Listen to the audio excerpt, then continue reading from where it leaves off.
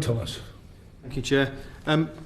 As with my predecessor there, if you feel that these have already been answered, by all means tell me, but if you wanted to flesh them out with some other information, please do.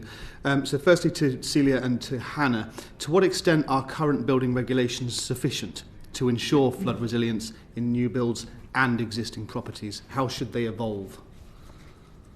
So building regulations currently set a hierarchy in terms of how they deal with water runoff, and that sort of prioritises a soakaway and then sustainable drainage and then public sewer as a last resort.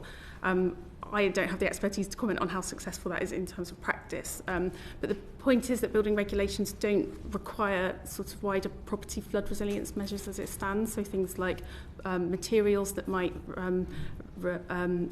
respond better to flood events or recover more quickly, raised sockets, etc. So I think there's an interesting intersection between building regulations and planning here, because what we've seen in practice is that when a flood risk assessment is undertaken for a planning application, there might be some residual risks and potential that a property might flood.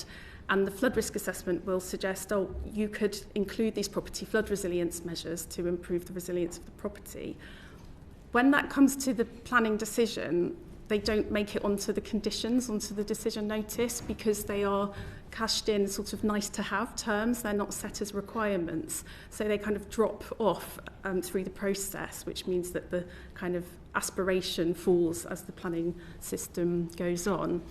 Another point then is that there is almost no compliance checking. There's very little enforcement capacity in the planning system at the moment. So even where they are conditioned and asked for as a requirement, there's no way really of knowing if they have been implemented in the final development. So there's some weaknesses there. So there's potential, I think, for building regulations to perhaps secure a minimum amount of property flood resilience for all properties, which would be a more secure way of guaranteeing that delivery.